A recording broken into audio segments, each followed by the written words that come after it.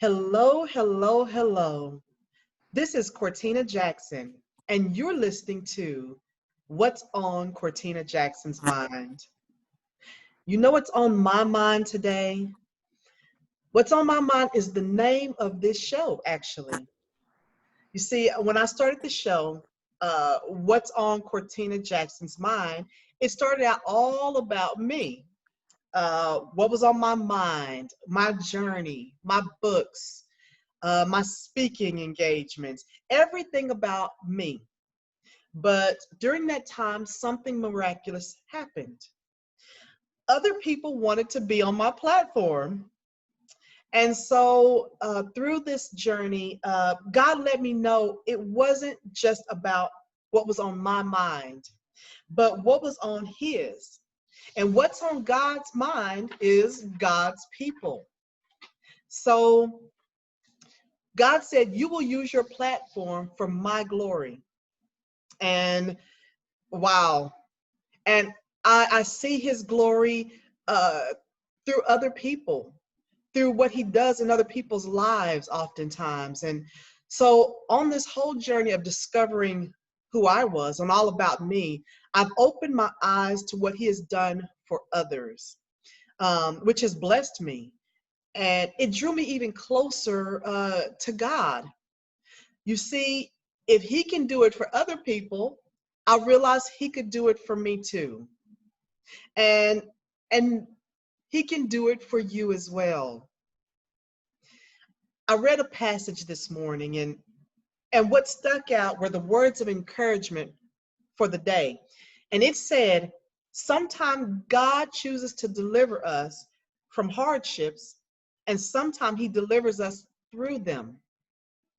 Today's guest is a testament to that.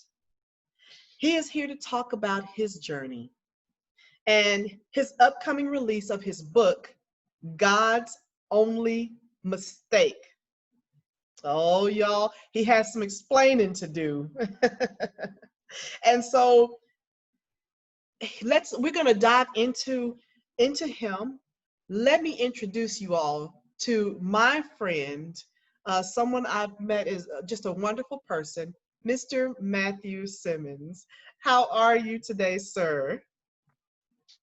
I'm doing good. How are you, Cortina? Thanks for having me on. Oh, absolutely wonderful. I'm so glad that you are here to share your journey. I met Mr. Matthew Simmons on a movie set that I was doing, and the thing that stood out about him to me was that he was so personable. That you were just so genuine. You seemed to be a sweet spirit that I connected to instantly because you had no reservations about people. Um, that's the great thing about. We're going to talk a little bit about that, but tell us about you, because this title, we got to know it's a profound title. We know God doesn't make mistakes. So we want to hear about the journey. What made you feel this way enough to make such an impactful title? Start from the beginning. Where are you from? What lead us up to God's Only Mistake? Right. Well, so I'm originally from Florida, born in Florida, raised in Texas. So I was born in Gainesville, Florida, and then raised here, and for the most part, raised here in the Dallas-Fort Worth area. So, so that's my background on that. Grew up in a Christian home, was seminary trained. So church and God has always been in the picture. Relationship with God has always been in the picture. Belief in God has always been in the picture. And so there's that solid foundation. But the name of the book is the way it is because I believed I was on mistake. I named it that way because that's the label that I wore for some years. So that's where the title comes from. Obviously, he doesn't make mistakes, but as a creator, as a content creator, I always like to get people's attention with a title that grips them and keeps them. So that's why it was. But I honestly did believe that God made a mistake in me, so that's where the title came from. So I'll explain more about that, what the thought process was behind that and the journey that came through that. So that's kind of me. That's kind of the beginning of it. And and I'm an only child as well. That's another interesting fact about me. So Only child, huh? Wow. So you grew up in Florida, you moved here to Texas. As you said, you as an only child, what was that like? I had an only child for a very short time, and I figured he needed a brother because he needed someone to entertain him. But being an only child, wow, what was that like growing up in this Christian household? How did that mold and shape your upbringing?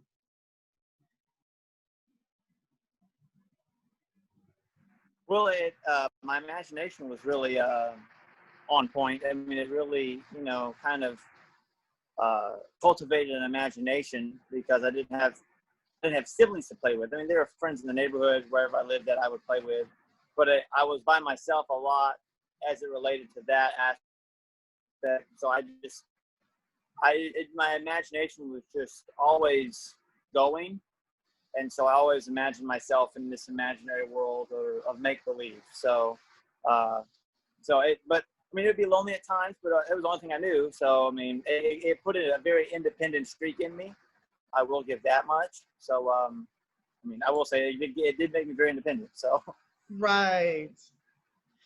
Well, as you grew up, with kind of this independence, there were things that shaped your life, I'm sure, that made you feel this way about yourself. Um, what do you think it was growing up that you felt like, you know, that you became God's only mistake? What was your self-esteem like? Of course, knowing that you had the Christian parents that I'm sure encouraged you, um, was there other things that happened, outside of that shaped even your Christian life, even your personal life to make you think that? Because as Christians, you think as a Christian, we should be joyous all the time and things are great for us all the time. We don't have any worries. We don't have any problems.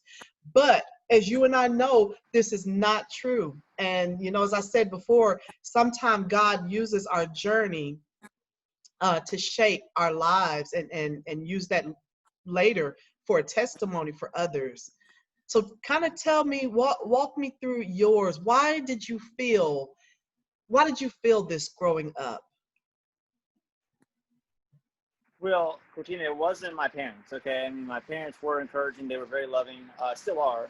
It wasn't them. It was just I grew up in the self-righteous Bible Belt where many people tell you, they want you to come here and preach, but don't watch them live. So they say one thing on Sunday and then live a different way the rest of the week. And not to imply that we should be perfect, but I was just around a lot of phony people, and I saw people for phoniness, and I just saw people for being very judgmental. And I was pretty much the never good enough kid, never good enough boy. I was too quiet, I was too shy, I walked on my toes. I didn't socialize. I was homeschooled for a good chunk of my education, so it was always like, well, why isn't he around other, So my parents always questioned how they raised me, and I always took that personally, even though they were trying to defend it and defend me. I always took it personally. So even as a child, I started to realize, man, there's a common denominator in all these people's comments about me, and it's always like what I'm not doing right, and then that just continued into young adulthood. Like why every question was challenged. And that's life in general, and it's not even just church people who do that. But I always got the vibe that they always put off this, I'm such a righteous, godly person, but I'm also at the same time really judging you for your shortcomings or your perceived shortcomings. So I really started to interpret God the way I saw his followers acting instead of the other way around. So I thought God acted like Christians, or quote unquote so-called Christians, instead of us trying to mirror it after him. So I saw people changing God to fit their critiques or judgments of people instead of us seeing people the way God sees them. And so that's kind of how I started to see it. So I started to really see other people's perception of me as reality. And so that's where they always thought there was a mistake with me. So I just thought there was a mistake with me also. Thus, I thought that God thought there was a mistake with me. And so that's just where the label stuck. And I thought I was his only mistake. So that's the name of the title. That's where the title comes from. And it's taken me many years to get rid of that label and see myself the way he sees me. But that's where it originally was. And then that led to suicidal thoughts, anxiety, depression, social anxiety, self-image issue, and self-image anxiety, all the anxieties. But mainly like social anxiety was the main one. And then self-image, insecurities, anxieties, you know, that as well, just kind of all coupled together. So that's kind of where that came from.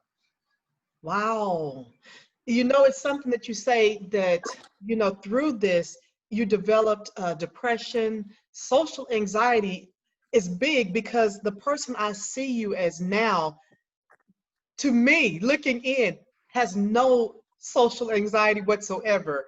You're not shy. You don't present yourself as shy. You're very, very likable. Like I said, when I met you, I loved you instantly. And I thought, what a great guy. You seemed comfortable in your own skin. You seemed confident. You presented yourself. You didn't have these hangups. You you didn't, you know, you just didn't have reservations about people. Um, Nothing about their, like I said before, nothing about their socioeconomic status, their race, nothing. You came and exuded confidence. So how were you able to shed this image of yourself that you had grown into based on the way people felt about you? How did you shed that? And and was that self-confidence something that you have to push out, or now has it become just who you are? Well, it was now the confidence comes in who I see myself being in God. But I mean, it was definitely a process. But I mean, I had to hit rock bottom. I mean, I had to see people's facial expressions of pain, looking at me in my pain, to say, okay, I got a problem. So I cried out to God and said, pretty much, God, if you're for me, because I didn't think it was for me. If you're for me, I want you to show yourself and walk me and bring me through this trying time. Because I was 17 when the bulk of this happened. And so, I had my whole life in front of me, but I wanted to die. I fantasized about death. I wanted to just be out of pain. I thought that was the only way out. I just didn't want to live through what I was living through anymore. And so I just turned to God. And for the first time in my life, I felt I looked at him as someone who for me instead of someone who was just, giving me fire insurance, so to speak. So I didn't want to, I just couldn't live life the way I was living it. And I didn't want to miss out on life, because as a child, like in my single digit years, but my pre-adolescent years, I didn't have problems. It was not an issue. So I knew what it was like to not have anxiety. But when my teenage years happened and girls and the hormones, took place, and I started being attracted to girls, and that's when a lot of it took place, because a lot of, there were girls that I had crushes on that, would accuse me of being anorexic or talk to each other about it. And so that really just brought this self. I've always been a skinny guy. So that brought a lot of those insecurities. So I just closed up, and I didn't give myself permission to really blossom as a person. But just over time, God just walked me through the process where now I definitely don't have those feelings. And the thought can come in my mind of not being good enough, but I just respond to it by saying, look at what he's brought me through. Look at what I'm doing now. Look at all the people that are in my corner. And just choosing not to listen to the lies and choosing not to label myself with those lies anymore. So that's kind of the process of walking through it, just trusting God with every aspect of my life, not just like I believe in you. So. Wow. Wow, that's really something. A lot of people are going through that very thing. They're at that age, we try not to, I guess, so to speak, seek validation from people, but in reality, we do. Everyone wants to be accepted. Everyone wants to be loved. They want to feel like somebody cares about them. And at that age that you were going through that, such an impressionable age, where you are a teenager, you are starting to look at girls and hoping that, that you'd be acceptable. And so for them to do this to you, it really it kind of rocks you to the core, and it shapes a lot of people's lives. I love that you said it was a choice. This will be very important to a lot of people who are going through this, because they too have gone through similar things. What would you say to someone who's going through that very thing, that they're going through this depression? They feel like they're not good enough. They don't feel validated. They don't feel important in life. What do you say to them that would help them to move from this, or delve into who they are?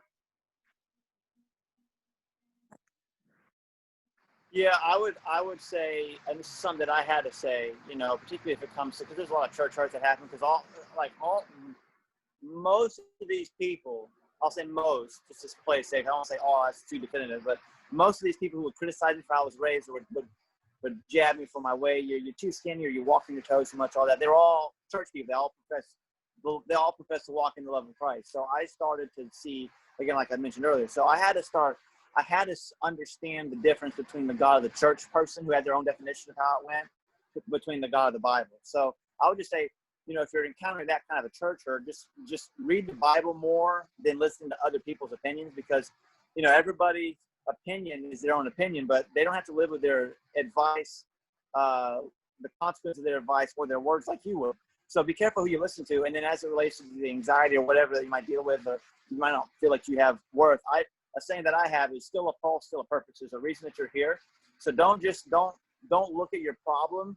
Look at God as being bigger than your problem. Because when I changed the perspective of how big my God was, my problem wasn't that big anymore. Before, I was looking at how big the problem was. And it's all in your changing of your perspective. But I would say, renew your mind, look at stuff, and listen to the people who are for you in your life. Make their voice the loudest voice. And I would go to scripture, and I would look at scriptures that talk about, I'm fearfully and wonderfully made. Then you knit me together in my mother's womb. You give me the power to create wealth. God who can be again. By His stripes I'm healed. All those for me verses, all those promises. Jeremiah 29:11. I know the thoughts after you. Plans, thoughts for future, and plans for that's the Matthew Simmons paraphrase. But you get it. Like He has plans that are good for you. And so. To focus on those things instead of what people were saying negatively about you, because that's what I had to start doing. I had to start changing those thinking mental loops that were in my mind. And I had to start seeing myself the way God saw me. And then when I started taking those chains off, then I was starting to free myself to be who He wants me to be more outgoing, more sociable. And I had a lot of chains I was bound by. And the problem with chains is they make a lot of noise but no sense. So none of the lies I believed made sense. But you take those things off, you start taking those things off one at a time, over time. It just, it can be gradual, it can be instant, whatever it is. But whatever it is, walk through the journey and learn as you go, and just give people a chance. I know there's some people out there that, still after all, you give them a chance, they still might not be there for it. They still might act the way they do, but there's enough people on the planet that are going to want you for who you are.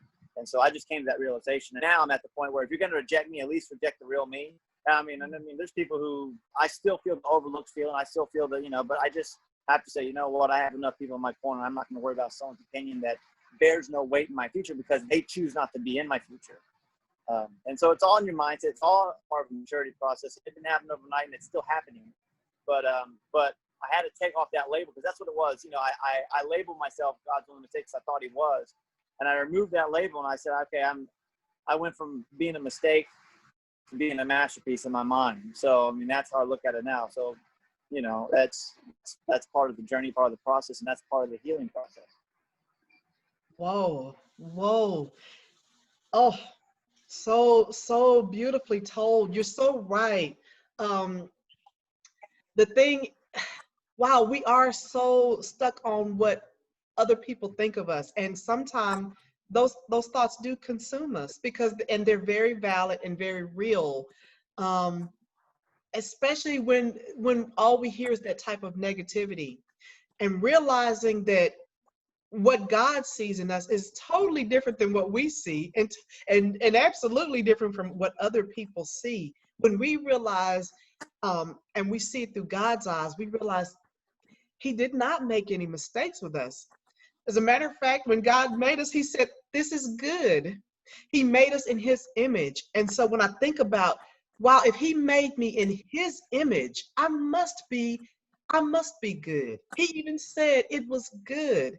And He doesn't, He doesn't go back on that. He doesn't make something think, I messed up on that one, like we would tend to think. God is very good and very merciful, but we don't see it. When people are drinking, they call it beer goggles, but here we see through earthly goggles, and it's not a reality. You know, we have to press on and realize our worth in Him. Um, you have always been a believer. You believed in God, but I heard you say at one time, which is kind of what I thought too. God wasn't for me. I always grew up in the church, always, but it didn't mean I always lived the way I should have, you know, through godly principles. Because I saw Him work in everyone else's lives. Everyone else was making it. Everyone else was succeeding, but I wasn't. I just didn't feel like God was there for me. I was like, well, sometimes He doesn't help people. You know, I began to look at other people's lives. Sometimes people never reach God. Maybe I'm one of those people. And I'm sure, you know, and you've even mentioned that you felt that way, that God wasn't for me. Talk about that a little bit. That you believed in Him, but I don't know, maybe not for me. Yeah, I mean, it kind of goes back to I put more trust in the validity and words of church people than I did God Himself. And in the church, in a very legalistic or self-righteous mindset of church folk, it's then they kind of start to tier rank, the blessing, like the pastor's more blessed than you, or the minister's more blessed than you, or there's more people that are more blessed than you, so we start looking at people based off their blessings instead of their humanity. So I started seeing how we were always at the bottom of the totem pole, or that other people were at the bottom of the totem pole.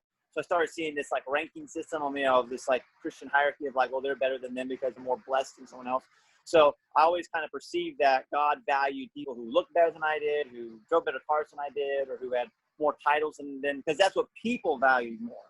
Yeah. So, obviously, it's who blesses people to have, status or prominence or whatever it is. But I thought that they had the status and prominence, and God favored them even more because they had it, because that's what people did. So I looked at the behaviors of how people saw other people and how they valued people more than others, and I just assumed, again, falsely thinking that that's what God did. So that's why I thought, well, He must not be for me because I'm just, just one of the, broke dudes in the corner that's got nothing going for him, too skinny, too quiet, too shy, no money, not the nicest of things, whatever it is that I saw other people ranking me against other people.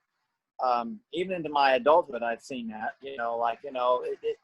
and I think that that's just human nature. We like to pit people against each other. And we like to rank ourselves amongst each other and have our own form of righteousness to make ourselves feel better. But that's I was putting that all on God, and I didn't need to. That's not how He behaves. And when I really got to seminary, when I really started to read the Bible completely for myself, like with an interest, and an open mind to say, okay, can He really be for me? Because He seemed to be, I knew He was for people, but I didn't think He was for me. Again, I didn't feel other people were for me. So again, it goes back to that assumption. It all goes back to that assumption. Mm-hmm. And so I really started to see, man, God really is no respecter of person. I thought He was, as I've well mentioned, but it ultimately, it has to come down to take it from the source. We say here in the South, hear it from the horse's mouth. I have no idea where that saying came from, but there's that saying here in the South, like, take it straight from the horse's mouth. So it's basically, I took it straight from the source. And so I started listening to God, and I wasn't putting so much stock anymore in the opinions of other people. I'm not saying that's not to say that I'm separating, I'm not to say that I'm separating myself from the advice of other people, but I was listening to the opinions of other people more than I should have. And so that's where that journey came from. So. Wow. So now we understand kind of that title, because I know people may initially just read the title and say, wait a minute, that doesn't seem right. God doesn't make mistakes. But as you have put at that time, that's the way you felt, like you were God's only mistake.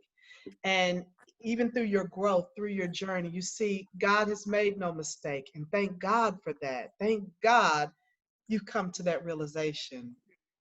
Yes. So Can we pause? now, I need to go. Can we pause? We need. Yeah, let's pause it because I have to go get a cord. You know, sometimes it's when we hit rock bottom that we finally look up and kind of surrender to God's will. I know the day I was going to commit suicide, which was about 2 years ago, I was like at my wit's end, and I'd just given up. And, you know, now I look back and think selfish me, but as I looked up to my ceiling, I said, God, I'm going to give you another chance. Like I'm going to give God another chance, and he's given me all these chances in my life. But this is what I told him: God, I'm going to give this thing, I'm going to give you another chance. And I'm going to just give you my life completely. And I'm just going to be grateful, and I'm just going to see where this goes, you know, because if it doesn't go well after this, you know, I'm out. But in saying that, I knew that I had to do something different. This time I couldn't just say, all right, here I go. I had to give it my all and do something I hadn't done before, which was to just give it to him completely and see where it took me. And my life boomed after that. So it was at kind of at a point in your life that you do that same thing, kind of just surrendered yourself completely? I did. I did. I mean, I was at a point, like I said, I wanted to die, so I wanted to, but I also wanted to get God's attention to see if he would listen and respond to me. So, so I had a moment. I was ready to end it, and I just wanted to get God's attention, and I did get God's attention. He stopped me from ending it. So, because I was gonna gonna drive a steak knife through my heart. That's a very painful way to do it, but I was not wanting to do it, but I wanted to get God's attention, and I did. I don't like pain, and I didn't want to risk not spending eternity with God, so I didn't. But I wanted to get God's attention, so I did. So I know that was going through my mind, and that helped save me. And so I think that God used, you know, like my future. Cause I was 17 times to use all the things, you know, the 17 knowledge and, you know, it's in my life already. Like, you know, how's that going to affect them? So he brought those. It wasn't like my life flashing from my eyes, but it was definitely you know, there's a look around you and see what's going on. Do you really want to do this? And I didn't, but I didn't think I was calling my bluff and pay attention. He paid attention because honestly, I don't know if anyone else would have, you know, outside of my family. I don't know if they would have. I mean, I'm sure somebody would have, but I didn't think anyone was going to. You know, I mean, I would envision my funeral, and I would envision no one being there. Okay, that's kind of that's a sad place to be, but that's where I was. I mean, like that's where I was. Again, I carried the weight of a label that said, in all of creation that God made, whether it be human beings or animals or whatever, I'm the only time he said oops. And so that's a very hard thing to carry, but I did carry that. And I don't know if, I mean, imagine that weight. And I'm sure there are others out there that kind of feel that, you know, that weight, because I was depressed, I had anxiety and I was depressed about that. And I felt hopeless about being depressed, about being anxious. So it just was just this cacophony of problems that I had just piled on top of each other. I mean, one problem enough can do you in, and I had all these problems. So I just had to get God's attention, and I did. And then, you know, that's kind of started. You know, the ship kind of started slowly turning. Like there's like a big old cruise ship that started to slowly turn. So, Yeah. Wow. And that's something, you know, sometimes we think the light is going to shine through the ceiling and we're going to have this big ultimate turn of events. And it doesn't always happen like that. I like that you said slowly changes begin to happen. And we do start to see that light at the end of the tunnel, that, hey, maybe what I thought wasn't the way things really are, or it really is. And so that happened for me, and that happened for you, which has sparked this whole thing about your, you know, the way you saw yourself before. is not the man that we all see today. You started acting. Now, was this something that's really something, how as a teenager you felt this awkwardness, not good enough to be in front of a camera? Because that is in itself is very hard. People think acting is easy. You turn on a camera, you be yourself. Acting is extremely hard. It's hard work. It is. Tell us about that. You went into Yeah. acting. What a transition. Immediate transition. Again, I grew up, playing, like I said, my imagination was just really going, and I always played make-believe in my own mind, and I always felt like I was in a movie, but people were like, you're not really in a movie. But I thought I was. It was really God preparing me. But I think, the devil was trying to steal that ability to speak and to gift, because a lot of the anxiety that I had, but clinically, you would be described as agoraphobia. That would be the diagnosis. So, I mean, that really constricted my throat a lot. I was so anxious and uptight. But God really brought me through all that, and where now my voice is being used, not only verbally, but also on print. But yeah, so the acting happened. It actually just happened here in 2020. Well, like 2019 into 2020. Wasn't planning on that. Not because I was afraid of acting, but I just didn't see an opportunity, honestly. So I was going into entrepreneurship and trying to get into ministry, more a traditional route of ministry, I guess, like a church leader, pastor type, or department head, director, ministry type thing. And none of that seemed to work. Again, I went to seminary, and I thought I just assumed that was the path it was going to be. But here, I mean, God's opened up doors in acting and all that. And I'm not saying that I'm never going to like do church ministry or speak. But here, God opens up doors to act and to speak and write books. And so that's all fun, and I enjoy it. I mean, I really feel like I'm doing it now, but I feel like my purpose and my place is being in front of an audience, whether it be in front of a microphone, a camera, or on a stage, or podcast, all those things. Some form of communication, whether it be entertainment or communication skill set. That's where he's gifted me. I'm photogenic. I'm comfortable in front of a camera. I've never met a camera I don't like or that doesn't like me. So, I've somewhere in there to some degree, and we're continuing to walk this out of what that all looks like and what opportunities come about. But yeah, I mean, I'm appeared in 4 movies, commercials, music videos, doing some modeling as well. I also co-wrote another book with another church here. Book I've done, even though this is my first solo book. So just using my giftings, that God's given me, and not holding back. There've been some business ideas I had that didn't go through.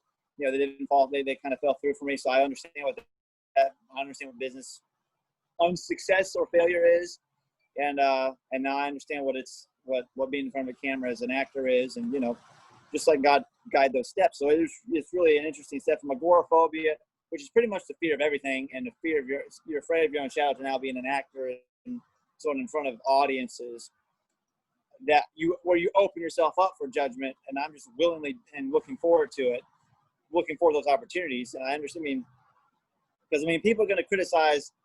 People just criticize art in general. It's nothing's for everybody, but that doesn't faze me. I'm just excited to use my gifting. So to going from someone who's afraid of rejection to go into an arena where, it's inevitable, but that doesn't faze me none, because if I can survive that, fine. Like if I can make it through what I just explained, and anything else, I'm not concerned about it. So it's definitely a God process, and I'm excited to see where it continues to take me. Oh, wow. Oh, you're so right. Look how Satan tried to stifle the gift that you had deep down inside. You really are. That's something. Agoraphobia, the fear of everything, which keeps you from actually functioning in society. And the way that you took that almost to where you couldn't even step out your own front door, to now, you're right, putting yourself in front of the camera for judgment. uh, that's kind of how I felt. I felt, you know, people are going to judge you. People are going to talk about you. So now it kind of made it easier for me that I'm not afraid to make a fool of myself, because people are going to think what they think, and they have. And I've made it through that. I've made it through the worst of it. Here I am. Judge me if you want to. I'm over it. I'm over it. And Yeah, yeah, we can be free to live our lives now. Wow. So, absolutely. And I always like to, I mean, a principle I live by is don't believe your own press report, you know, the good or the bad. Don't, you just kind of just stay even, you focus on the, you know, the criticism, you know, I mean, because I mean, at the end of the day, you know, I don't want to live in the comment section. I want to live in, you know, the plan God has for me. So I don't live in the comment section. I think a lot of people do that on social media. Everyone gets offended at what everybody says. Like, man, just get out of the comment section, you know, so, because it's not going to get you anywhere. So if you focus on the right words, you ain't going to worry. Nothing else is going to phase you. very true. Now, people are going to want to look for you. I met you on the set of Dry Places. So we got a chance to be in that movie together, and then turned right around and filmed, like, what, a month or two later, Blind Trauma, which we just wrapped on. What are some of the other films that you've been in? People are going to be looking for you and looking for these 2021. Right. Yeah. Like all four of them that I've appeared in, they're going to come out in 2021. So Dry Place was the first. That's when I did. I played the delivery guy, and then I was in a trap movie called Texas Steel City. I play Slim, and is a bad guy, which is kind of an interesting role for me to play. And then I played. Actually, I was a background actor in Separated, and that movie comes out, and then I was in Blind Trauma. I played Pastor Tony. It was another interesting character. So yeah, so I've kind of been in a diversity of roles there. Then there's a couple music videos. There's a one that's already out. It's called Waves. It's a Christian rap music video by Spirit Led TV. That's already out. And then one by Harmony, which is a Godly Woman, that comes out in December. And then I'm about to be in a third music video. Then a couple short films here and there that I've done with Theo and other people. And then what else have I done? I'm trying to think. And variety of different photo shoots, you know, just a variety of different photo shoots. I got a couple of different projects coming up, a couple other short films, and a pilot that I'm in that'll be released in 2021 that we're going to pitch. I guess. I'm sorry, hope you're not hearing. Like I feel like I'm a motorcycle ride back here. Coming across behind me. But okay. And then obviously, I Pray for You. That's a book that I wrote with the Congregation of Grace Temple, Seventh-day Adventist Church in Fort Worth. I minister there. For those that might not know about it, that's the church that Kirk Franklin got his ministry start in. So that's the church that helped birth the ministry of Kirk Franklin. So I know, you know, I'm a friend and supporter of that church. I mean, there's other. I mean, that's not my home church, but that's a church that I minister in regularly, and they've asked me to co-author a book with them. So you can go. You can find I Pray for You. I Pray for You. The letter U, the number 4 and the letter U. Okay. I Pray for You. That's the name of that book. I wrote a little piece in that. So there's that. And then there's obviously God's Only Mistake. There's that. And then I did a few years ago. I did a YouTube project on this. Actually, all my testimony. So you can go to Stylish Leadership on YouTube and other videos I have on there that are more leadership, motivational based, and then just Instagram, YouTube, Facebook. If you look me up at Matthew Simmons or Stylish Leadership, you're going to find me with either Google, whether it be Instagram or Facebook or YouTube. So, or Twitter. I don't really use Twitter very much, but I might have to start again if people look me up there. But yeah, I've made myself very visible, and then for this book, it's going to be wherever books are sold, and we're going to get it with Amazon and Barnes Noble, and we're going to do an ebook, and we're going to do a paper book, like a copy, and you can find that at gastonpublishinghouse.com. That's going to be where you can find this book, and then trying to think what else was I going to say. There's that. got some publishing house. Oh, and if you can help us get this book to 2,000 sales, units sold, we're going to do an audiobook. So help us get to it. That's the goal. So if you can help us, people want to know when's the audiobook going to come, help us get to 2,000 books sold, and we're going to do an audiobook. So, I mean, I'm not leaving anything hidden, man. I mean, like, this is the day and age where, you know, we're doing a Kickstarter as well. You know, we're going to do all that kind of stuff. This is the day and age where, you know, set your goals out there, let people know about it, and have your audience help you achieve them. So, and I'll be the voice for the book. So yeah, so definitely we want to get it in the hands of people. You know, we're going to have it out. Pre-orders are about to hit this week. So definitely by before Thanksgiving. So keep checking that website. We're going to have pre-orders here. Definitely, I would say definitely before Thanksgiving. Definitely probably at the end of this week even, but definitely before Thanksgiving we'll have pre-orders. And so wow. So yeah, so that's all. Hopefully you can find me. Those are the projects, and then projects just keep coming. So, I mean, the phone keeps ringing. So that's a good thing. Wow. Oh, what a blessing!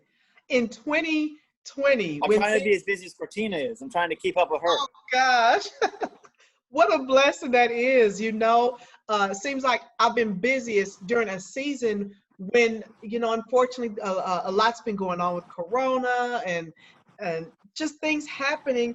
And it seems like I've been the busiest with acting and speaking, and God has really moved in this season, you know, in people's lives. Thank God that you are here, you know, that we've been able to share with the world some hope, because I think that's what people are looking for. Is there hope?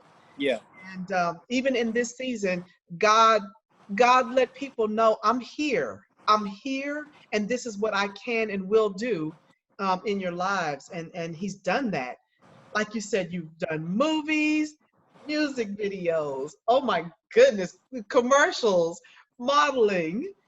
You're doing radio. You've been on several radio shows and still have some upcoming.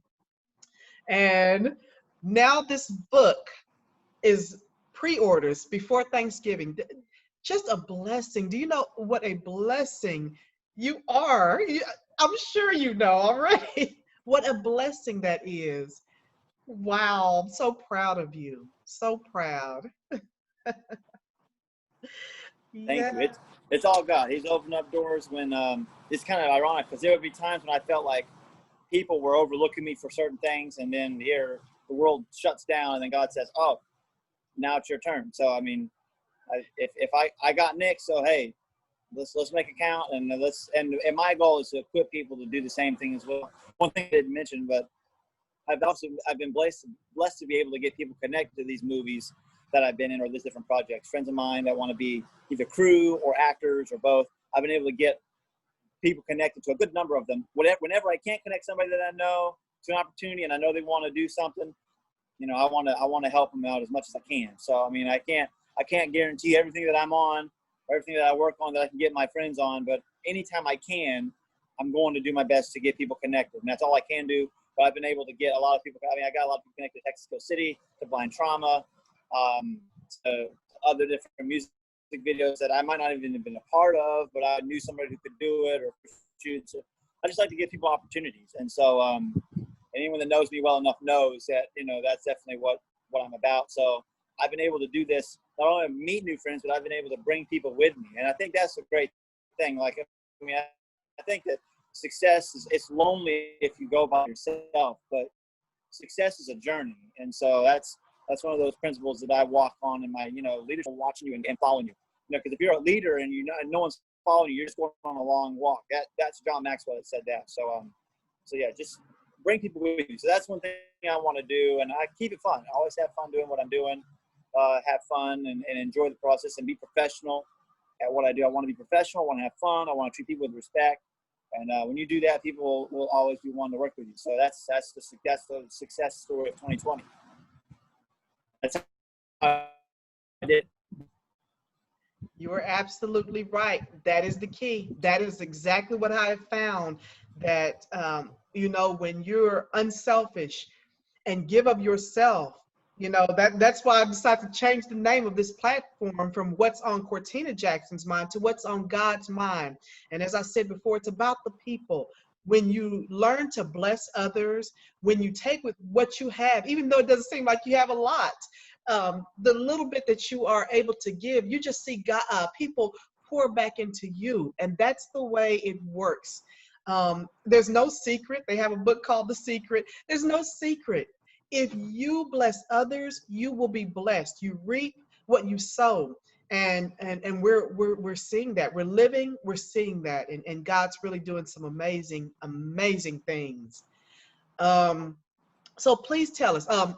Okay, as you said, because it broke up a little bit, but I want to make sure people find where to look for you. We heard stylish leadership. We can find that video on YouTube. Correct? Is this where you tell Correct. some of your story, your testimony? I tell it in video form, and it's so we posted that a couple years ago. So yeah, you can find that. It's the same title as the book, and Okay. then GastonPublishingHouse.com is where you can find my author page, and you can start doing pre-orders. Awesome. Gaston Publishing. We're going to make sure we put a link everywhere so that they can get ready to pre-order for that coming up. And then you're on social media. I know I'm trying to get better on Twitter myself, but we can definitely find you on Facebook. Do you have a website as well?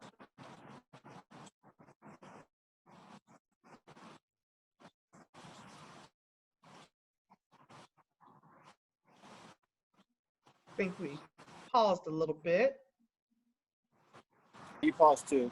Okay, now I can hear you. Do you have a website, and please tell us again other places we can find you?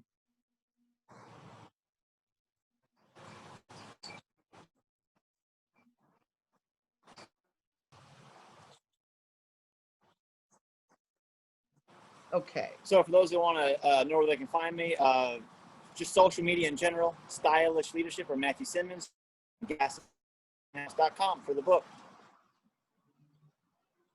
Awesome. We will make sure to follow you.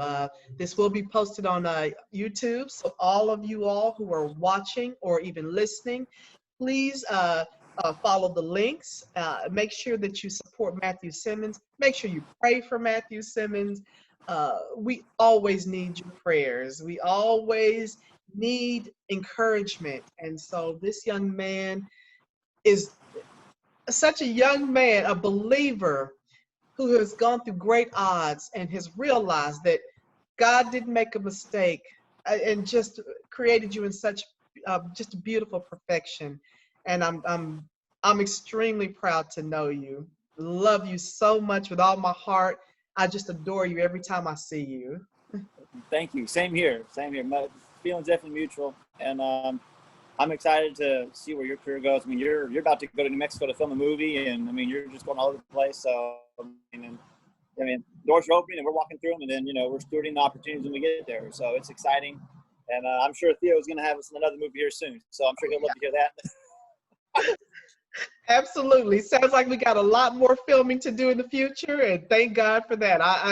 I'm always so happy to get that opportunity, as I'm sure you are as well. Well, Absolutely. any last shout outs to anyone? And yeah, we'll let you go because you got phone calls to receive. Right. Well, I just want to thank my parents for being an anchor for me, and my parents have been really helpful, instrumental in my spiritual growth.